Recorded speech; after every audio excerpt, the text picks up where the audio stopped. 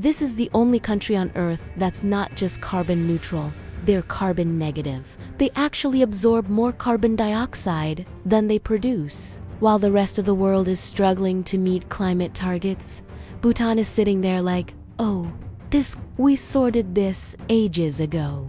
Their constitution, their actual constitution, requires that at least 60% of their land must remain forested at all times. Can you imagine if every country had that written into their fundamental laws? Now, here's where things get properly mental. Until 1999, just 24 years ago, there was no television or internet in Bhutan. None whatsoever. The last country on Earth to get radio did get it until 1988. We read talking about a place that was living in what most of us would consider medieval times, whilst the rest of the world was already well into the digital age. But here's the kicker. When they finally got these modern conveniences, the local population discovered something that had been growing wild all around them for centuries. Marijuana. Proper cannabis plants, just growing naturally everywhere. The locals had been collecting it for years, but not to smoke it. They'd been feeding it to their pigs. They genuinely had no idea it could be consumed by humans until they saw it on television. Imagine that conversation. Hold on, you mean we've been giving this stuff to the livestock when we could have been having a proper good time? Of course, nowadays, it's completely illegal and can land you 5 years behind bars. But still, the irony is absolutely brilliant. Let's talk about getting to this mysterious kingdom, because honestly, it's like something out of an action film. Poro International Airport, and it's their only international airport. Mind you, is considered one of the most dangerous airports in the world. We're talking about a runway that's barely over 1,200 meters long, perched at an altitude that would make your ears pop, surrounded by mountains that seem determined to swat planes out of the sky. The approach is so terrifying that pilots have to zigzag between mountain peaks, sometimes completely changing direction mid-flight, then drop down onto this ridiculously short runway like they're landing on an aircraft carrier. And here's the best bit. It can only be done during daylight hours. If there's even a hint of cloud cover or dodgy weather, your flight gets diverted. No discussion. No second attempts. Just, sorry, mate, not today. Only a handful of pilots worldwide are actually qualified to land at this airport. We're talking about fewer people than there are astronauts who've walked on the moon. These pilots follow procedures that were designed by other experienced pilots through pure trial and error, because there's no manual for this sort of thing. It's like the aviation equivalent of learning to drive by, watching other people, and hoping for the best. But assuming you survive the landing, and let's be honest, the odds are pretty good, or they wouldn't be, running commercial flights, ULL. Find yourself in a country that operates by completely different rules to anywhere else on Earth. Take their approach to tourism. For instance, while every other country is desperately trying to pack in as many tourists as possible to boost their economy, Bhutan has gone the complete opposite direction. They have what they call high-value, low-impact tourism. Basically, they'll let you visit, but you're going to pay through the nose for the privilege, and they're going to strictly limit how many of you can come. Until recently, you couldn't even organize your own trip. Everything had to go through approved tour operators, and you'd pay a daily fee that would make your wallet weep. We're talking about hundreds of dollars per day, just for the right to be there. And that's before you factor in accommodation, food, and actually doing anything interesting. But here's the clever bit. It works. By keeping tourist numbers low and prices high, they've managed to preserve their culture while still generating income. They're not overrun with gap year students taking selfies at sacred sites or stag doos, causing mayhem in their capital city. Every visitor is essentially there because they genuinely want to experience the culture, not just tick another country off their list. Speaking of their capital city, Thimphu is probably unlike any capital you've ever seen. It's situated over 2,000 meters above sea level, making it one of the highest capital cities in the world. But here is the mad bit. It is the only capital city on Earth without a single traffic light. Not one. Instead, they have traffic police who stand in little booths at major intersections, directing traffic with hand signals like they're conducting an orchestra. And it's not just the capital. There are no traffic lights anywhere in the entire country. They tried installing some once, but the locals complained so much about how ugly they were that the government removed them. Imagine that? A country where aesthetics trumps efficiency, and somehow it all still works perfectly well. The whole country operates on this principle of preserving tradition whilst cautiously embracing modernity. Take their approach to architecture. For instance, every building in Bhutan follows traditional design principles. You won't find any concrete monstrosities or glass towers here. Everything is built in the classic Bhutanese style, with ornate woodwork, sloping roofs, and colorful decorations. It's like the entire country is a living museum, except people actually live and work in these buildings. Now, let's talk about the royal family, because they're nothing like any monarchy you've encountered before. The current king, and they call him the Dragon King, which is just brilliant, is a properly modern monarch who studied at some of the most prestigious universities in the UK and America. But instead of using this education to westernize his country, he's used it to find ways to balance tradition with progress. His wife, the Dragon Queen, became the youngest queen consort in the world when she married him at just 21. She is not from royal blood. She comes from a distinguished family, but is UN nobility. Yet she has become one of the most beloved figures in the country. She's known for her interest in art and, rather charmingly, basketball. Try to imagine the Queen playing a quick game of basketball at Buckingham Palace. It's a rather different approach to royalty. But here's what makes their monarchy truly unique. In 2008, the king voluntarily gave up absolute power and transformed Bhutan into a constitutional monarchy. Think about that for a moment. Here's a man who could have ruled with complete authority for his entire life. And he chose to limit his own power because he thought it would be better for his people. When's the last time you heard of any leader voluntarily reducing their own authority? The transition was so smooth and so genuinely supported by the population that it barely caused a ripple. The king remains hugely popular and influential, but now he operates within a constitutional framework with proper checks and balances. It is like they managed to have a bloodless revolution where the person being overthrown was the one leading the revolution. This approach to governance reflects their broader philosophy about life. Buddhism is not just the dominant religion in Bhutan.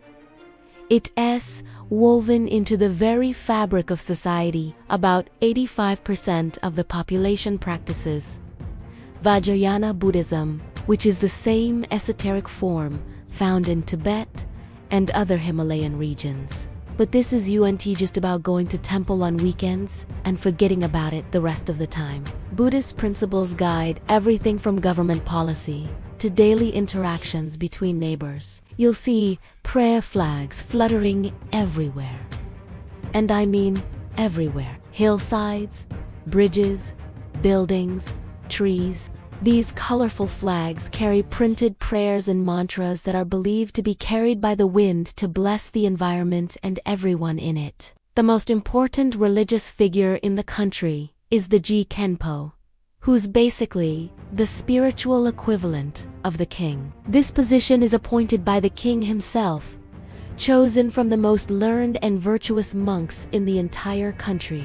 Once elected, he serves for life, and his influence extends far beyond religious matters. He advises the government on ethical issues and plays a crucial role in maintaining the spiritual well-being of the nation. Which brings us to the monks themselves.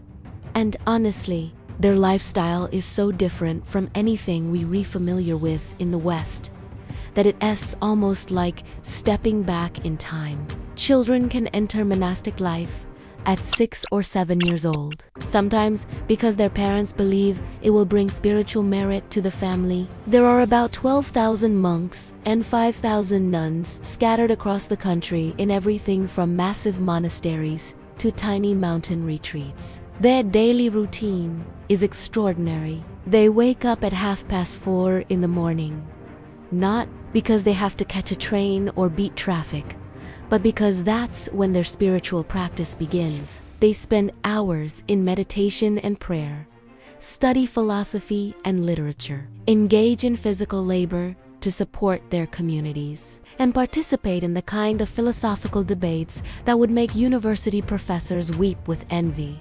These aren't just academic discussions either. These monks will spend hours debating the finer points of Buddhist teachings, not to show off their knowledge, but to deepen their understanding. They follow strict vows, including celibacy, nonviolence toward all living beings, and leading an extremely simple lifestyle. Their heads are shaved as a symbol of renouncing ordinary social conventions, and they wear the same style of robes that monks have been wearing for centuries. Now, here's something that might surprise you. Despite all this emphasis on spirituality and tradition, Bhutanese society is remarkably progressive when it comes to women's rights. In fact, women often have more rights and responsibilities than men in many aspects of society. Bhutanese society follows a matrilineal inheritance system, which means property and family assets pass down through the female line.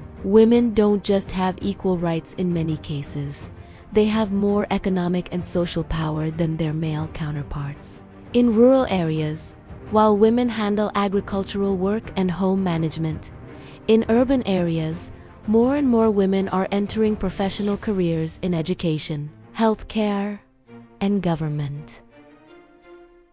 Marriage customs are equally fascinating. While arranged marriages still exist, particularly in rural communities, love marriages are becoming increasingly common, especially in cities. When marriages are arranged, parents consult astrologers to determine compatibility between couples. But here's the interesting bit: in these marriages, men often take on what we might consider traditionally feminine roles. They do significant household chores, often do the cooking, and traditionally are responsible for making and repairing clothing. Polygamy is technically legal, but increasingly rare and socially discouraged. The previous king actually had 4 wives, but modern attitudes are shifting away from this practice. Even more interesting is polyandry, one woman married to several men, which is still practiced by some ethnic groups, particularly in remote mountain areas where a woman might marry several brothers to keep family land and livestock together. But these traditional practices are gradually changing as younger generations receive more education and move to more populated areas. It's a perfect example of how Bhutan manages to honor tradition while allowing natural social ease. The education system reflects this balance beautifully.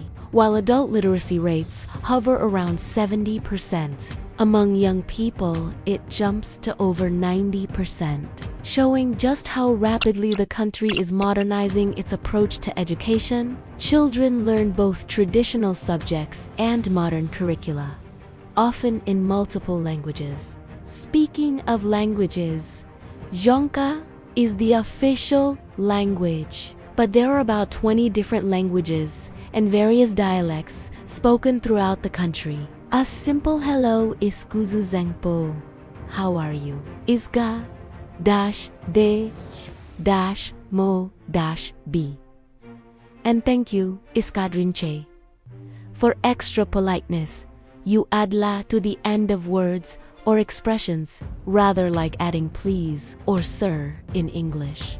The greeting customs are equally charming. When meeting someone, Bhutanese join their palms near their chest in a prayer position and make a small bow. It is called Namaste or Namaskar and is considered the respectful way to acknowledge another person.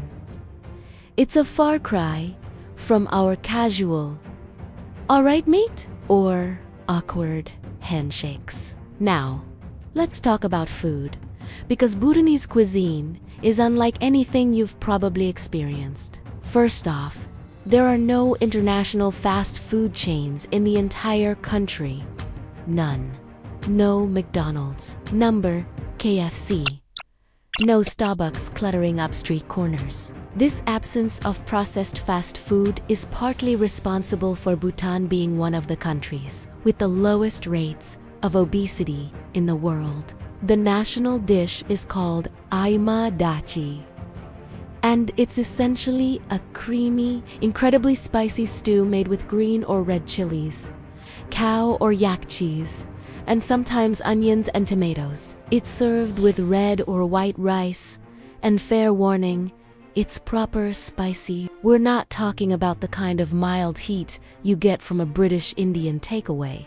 This stuff will make your eyes water and your nose run, but it's absolutely delicious once you get used to it. Other traditional dishes include jasha maru, which is a chicken stew with garlic, onion, tomato, and ginger, and pakshapa, which consists of pieces of pork with chilies, radish, and spices. Notice a theme here. Chilies feature heavily in Bhutanese cuisine.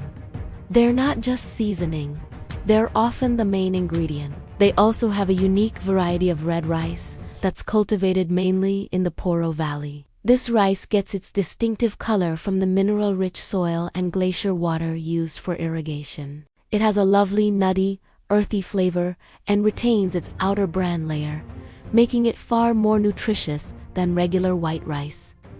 Traditional drinks are equally interesting. Suya is made from fermented black tea mixed with salt and butter.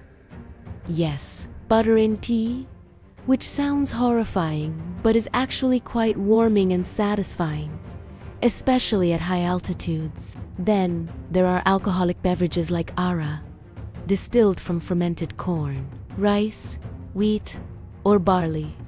Bangchang, fermented from rice or barley, and sinchang, made from fermented wheat and traditional to eastern Bhutan. One thing you'll notice everywhere in Bhutan is people chewing duma, a mixture of areca palm nuts, leaves, and lime. It has a mild stimulating effect, rather like caffeine, but it makes people spit red, which can be quite startling if you're not expecting it. Be warned though, it's not particularly good for long-term oral health. Architecture in Bhutan is absolutely stunning, and it's all protected by law. The most impressive buildings are called Jang's massive fortress monasteries that serve as administrative centers, Buddhist monasteries, and cultural hubs all rolled into one. These aren't just pretty buildings. They're living, breathing centers of community life. The most famous Jang is probably the Tiger's Nest monastery, perched impossibly on a cliff face in the Paro Valley, nearly 3,500 meters above sea level. The legend behind it is absolutely brilliant. Apparently, a Buddhist guru flew there on the back of a tigress, who was actually a transformed queen consort, and meditated in a cave for 3 years, 3 months, 3 weeks, 3 days, and 3 hours. The precision of that timing is rather impressive, isn't it? The current monastery complex was built around this meditation cave in the 17th century, with temples and shrines connected by narrow passages and stairs carved directly into the rock face. Getting there requires a fairly challenging hike, but the views are absolutely spectacular. Another remarkable Jang is the Puneka Jang, also known as the Palace of Great Happiness. It's situated at the confluence of 2 rivers, and served as the seat of government until 1955. The architecture is breathtaking, all traditional Bhutanese design with intricate woodwork, painted details, and those distinctive sloping roofs. The landscape itself is extraordinary. Bhutan has over 20 mountains that exceed 7,000 meters in height. The highest, Gangkar Puensam, stands at over 7,500 meters and holds a rather unique distinction. It's the highest mountain in the world that has never been climbed. This isn't because it's impossible to climb, but because the Bhutanese government has banned all mountaineering expeditions above 6,000 meters since 1994, and completely banned mountaineering since 2003. The reason is both practical and spiritual. They want to preserve the pristine nature of their peaks and respect local beliefs that consider mountains to be the homes of deities and protective spirits. Climbing these sacred peaks could offend the divinities and bring bad luck to the entire country. It's a rather different approach from most nations, which would probably be advertising mountaineering expeditions as tourist attractions and charging hefty fees for climbing permits. Trekking is still allowed though, including 2 high-altitude areas where you can see some of these magnificent peaks. The Jomolhari Trek, for instance, offers views of Mount Jomolhari, which stands at over 7,300 meters. The scenery is absolutely breathtaking. Pristine mountain landscapes, ancient forests, crystal-clear rivers, and traditional villages that seem untouched by time. The country is also famous for its suspension bridges, many of which are adorned with colorful prayer flags. The longest is the Punica Suspension Bridge at over 160 meters, while one of the highest is the Tachaglokahang Bridge over the Paroku River.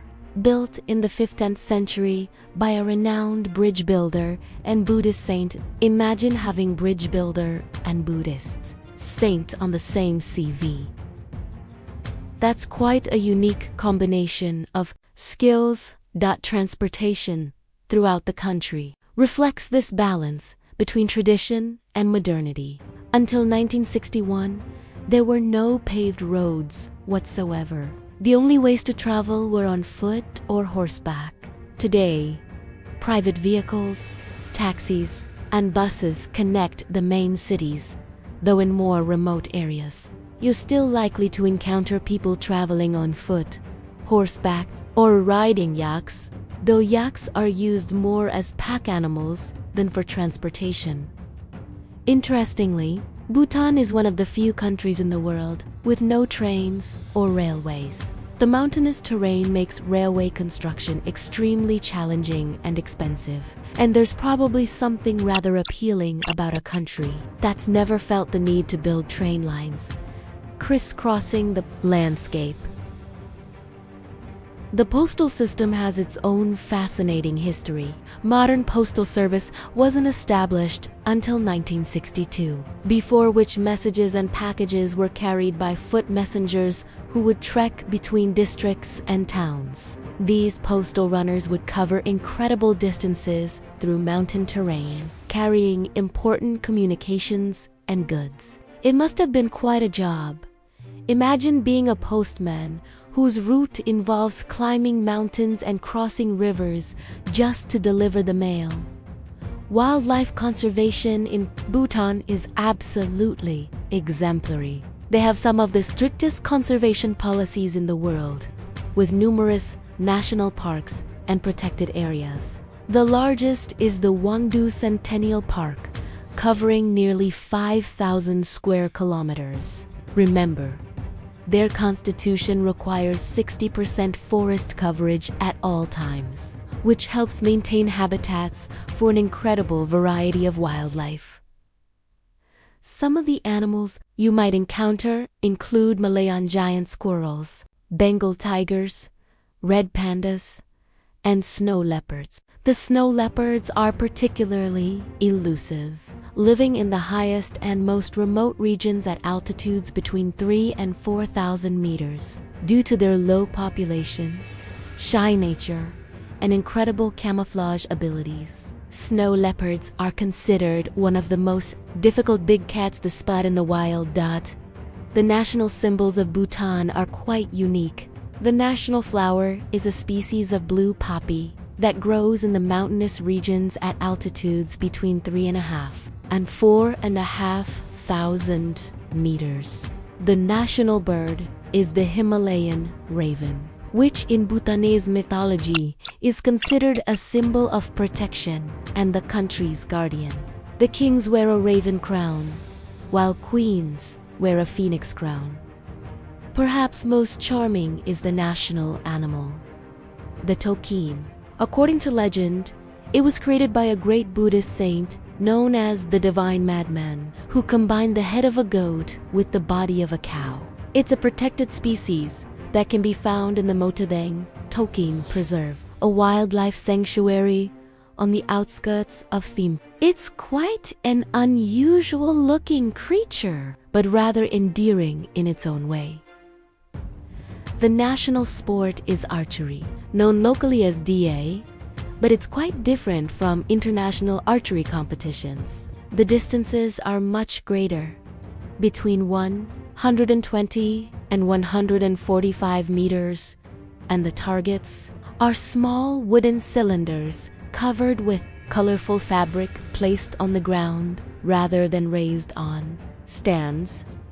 What makes archery particularly entertaining is the celebration aspect. When an archer hits the target, his entire team sings and dances in celebration. Competitions become quite lively affairs with lots of singing, dancing, and good-natured rivalry between teams.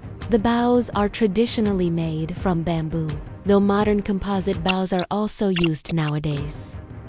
There's also a widespread belief among some Bhutanese in the existence of the Yeti, known locally as Migoi. The explanation for why they're so rarely seen is that they're supernatural creatures who can become invisible at will. In some stories, the Yeti is portrayed as a protective guardian of wildlife and nature, while in others, it's considered more dangerous. There have been numerous reported sightings over the years, though no scientific evidence has ever been found to prove their existence. Traditional dress is mandatory in public places and during official events, which adds to the country's distinctive visual character. Men wear the go, a knee-length robe that's quite practical for the mountain climate, while women wear the kira, a long rectangular dress that wraps around the body. These aren't just ceremonial outfits wheeled out for special occasions. They're everyday clothing that people wear to work, to school, and for daily activities. Religious festivals called Sit feature traditional Kham dances performed with elaborate masks and costumes. The most important is the Poroseku Festival, a 5-day event held at the Rinpoche. The dancers are usually monks or laymen, trained in monasteries, who use these elaborate costumes and masks to represent deities, heroes, demons, and animals. The masks have a spiritual function. They're believed to purify and bless the spectators. The economy of Bhutan is fascinating because it operates so differently from typical developing nations. It's small and largely dependent on agriculture, forestry, and hydropower. The majority of the population lives in rural areas and engages in subsistence farming, growing crops and raising animals, primarily to meet their own needs. Hydropower is particularly important because of Bhutan's rivers and mountainous terrain. Much of the electricity generated is exported to India, providing a significant source of income. In recent years, they've also been trying to diversify into manufacturing and service industries, including information technology, education, and healthcare. What's remarkable is how they've managed to develop economically while maintaining their cultural identity and environmental commitments. They haven't sacrificed their values for quick economic growth. Instead, choosing a more sustainable path that preserves what makes their society unique. The National Library of Bhutan houses something quite extraordinary, the world's largest published book. It's called Bhutan, a visual odyssey across the last Himalayan kingdom, weighs over 60 kilograms, and measures approximately 1.5 by 2 meters. Just imagine trying to curl up with that for a bedtime read. The library also maintains one of the largest collections of Buddhist literature in the world, serving not just as a repository of knowledge, but as a center for preserving Bhutan's cultural and literary heritage. It's a perfect symbol of how the country balances preserving ancient wisdom with making information accessible to future generations. For those interested in spiritual development, Bhutan offers some of the most unique retreat experiences available anywhere in the world. These typically take place in remote locations, surrounded by the stunning Himalayan landscape, perfect environments for introspection, reflection, and meditation. These retreats aren't your typical wellness holidays with spa treatments and yoga classes. They're serious spiritual experiences involving guided meditation sessions, connection with nature, teachings from experienced practitioners, and periods of silence and contemplation. Many people describe these experiences as genuinely offering perspectives on life and spirituality that simply aren't available in our increasingly connected and fast-paced world. Now, if all of this has convinced you that you absolutely must visit Bhutan, and honestly, who wouldn't want to after hearing all this, there are some important practical considerations to keep in mind. First, almost all foreign citizens need a visa to enter Bhutan, with exceptions only for India, Bangladesh, and the Maldives. Since 2022, self-organized travel has been possible, but it comes with a hefty price tag. There's a daily sustainable development fee of $200, plus additional costs for accommodation, food, and activities. This might seem steep, but remember, this fee directly supports the country's development while keeping tourist numbers manageable. You're not just paying for the privilege of visiting, you're contributing to the preservation of this extraordinary culture and environment. There are several important cultural considerations to keep in mind during your visit. Don't play loud music, especially in national parks or religious places. Remember, this is a country that values tranquility and spiritual peace. It's considered rude to photograph people without asking permission first. And if you want to take photos inside monasteries, you'll need to request permission. The tobacco prohibition is serious. While consuming tobacco privately in designated areas is allowed, selling and producing it is completely banned. If you bring cigarettes, make sure you understand current regulations and only smoke in designated areas. When visiting religious places like you'll need to dress modestly with long sleeves and long trousers. This isn't just about respect, it's about showing that you understand and appreciate the sacred nature of these spaces. Environmental consciousness is extremely important. Avoid using plastics or single-use items. Plastic bags have been banned since 1999, long before most countries even began considering such measures. The Bhutanese take environmental protection seriously, and visitors are expected to share this commitment. Altitude sickness is a real consideration, since much of the country sits at elevations that can affect people unaccustomed to high altitudes. It's recommended to consult a doctor before traveling and bring appropriate medication. Don't criticize the royal family or discuss sensitive political topics. While Bhutan has become more open to the world, respect for their institutions and leaders remains deeply important to the culture. Regarding currency, use the local angutram or Indian rupees. But US dollars are also useful for souvenirs and tips. The exchange rate is typically favorable, but it's worth checking current rates before traveling. Interestingly, you can enter Bhutan from India, which might be a more affordable option for some travelers. Entry from Tibet isn't possible due to current political and practical restrictions. One of the most fascinating aspects of Bhutanese culture is their relationship with time and birthdays, since they follow the lunar calendar. Most Bhutanese traditionally didn't keep records of exact birth dates or celebrate individual birthdays. Instead, everyone's birthday is considered to be the first day of the Bhutanese New Year.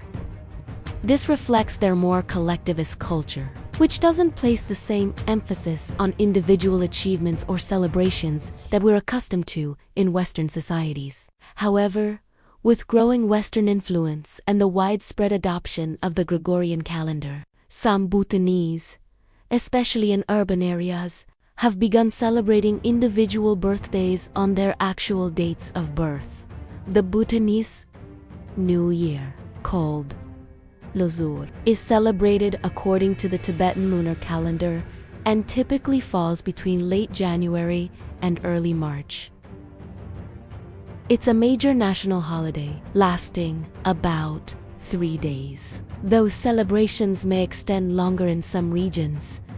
Before Losur, families engage in thorough house cleaning to remove negative energy and attract good fortune for the coming year. Traditional dishes are prepared, including Kap's fried flour sweets and suya butter tea. Offerings are made at home altars, and people visit local monasteries to receive blessings from monks.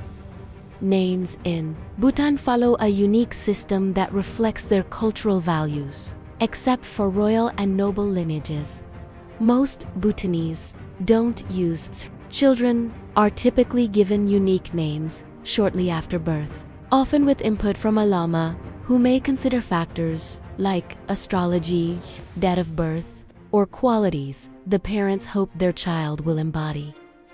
Names usually consist of 2 words representing positive qualities, religious virtues, or elements of nature. For example, Tashidorgi means good fortune and Daimun or indestructible. Pemaleze means lotus and goddess or heavenly beauty. Many names are gender neutral, though some elements are more commonly associated with particular genders. Astrology plays a significant role in Bhutanese culture and daily life, heavily influenced by Buddhism, and used for predicting future events and interpreting past ones. It follows a lunar system based on celestial body positions relative to a person's birth time and location. Astrology is particularly important in the belief in reincarnation and the identification of reincarnated lamas and spiritual teachers. When seeking a child believed to be the reincarnation of a deceased spiritual teacher, astrologers are consulted to determine the appropriate time and place of birth for the reincarnated soul. Traditional Bhutanese medicine has an ancient history based on concepts from Tibetan Buddhism, Tibetan medicine, and Ayurvedic medicine from India. Traditional doctors are experts in ingredient preparation and collection, and in treating various ailments. This practice is so valued that the third king established the Institute of Traditional Medicine, which provides healthcare services alongside modern medicine. Crime rates in Bhutan are remarkably low, largely attributed to the strong sense of community, cultural and spiritual values, and the national philosophy of gross national happiness. The most common crimes are typically minor offenses like theft, burglary, drug consumption, and fraud. Violent crimes such as homicides and assaults are genuinely uncommon. The national flag features the thunder dragon of Bhutanese mythology. This powerful and benevolent creature is considered a guardian of hidden treasures and wisdom. a symbol of divine protection and spiritual guide for the Bhutanese people. On the flag, the dragon holds four jewels, or norbis, in its claws, symbolizing the wealth, prosperity, and well-being of the nation. The saffron upper portion represents the civil and religious authority of the king, while the orange lower portion represents Buddhism, compassion, and the spirituality of the Bhutanese people. Some of the most remarkable sites you can visit include the meditation caves of Dochula, small mounds of stone and earth covered with vegetation that form shrines, scattered along the road between the old capital Punakha and current capital Thimphu. Then there's Mebarsho, or Burning Lake, a sacred site of immense cultural significance in the Thames Valley near Bhutan. According to legend, Pema Lingpa, a 15th century Tibetan Buddhist saint, had a vision showing him the location of spiritual treasures hidden deep within the lake by the famous Buddhist master guru Rinpoche in the 8th century.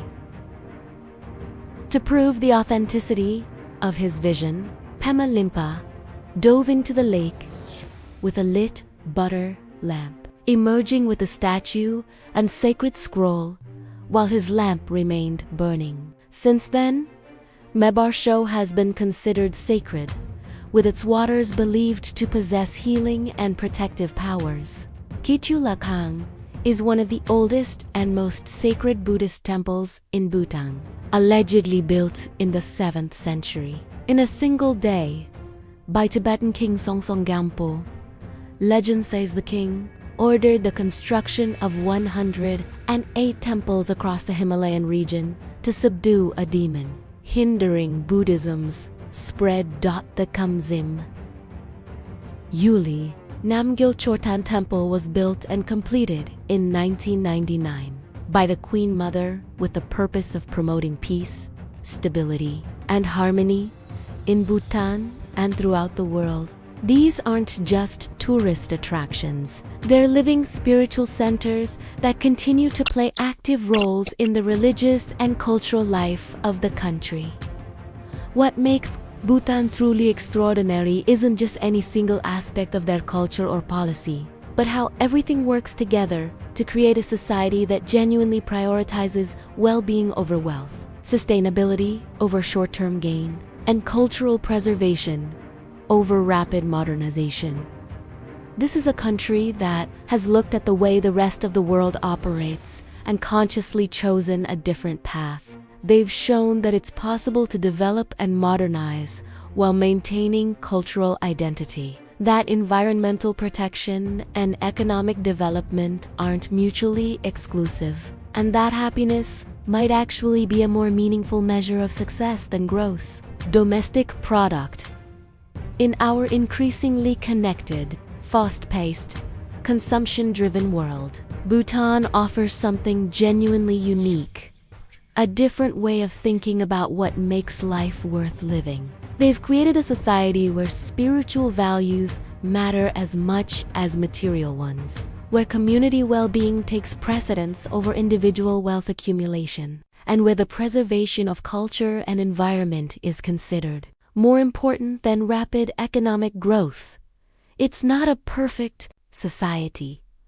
No society is, but it's one that has consciously chosen to prioritize the things that many of us, in quieter moments, probably recognize as truly important. In a world where countries compete to attract the most tourists, build the biggest cities, and generate the highest GDP, Bhutan stands apart as a place that has asked different questions entirely. They've asked, what if success was measured by how happy people are? What if development meant improving quality of life rather than just increasing economic output? What if preserving tradition and protecting the environment were considered as important as technological advancement? And perhaps, most remarkably, they've not just asked these questions, they've built an entire society around the answers.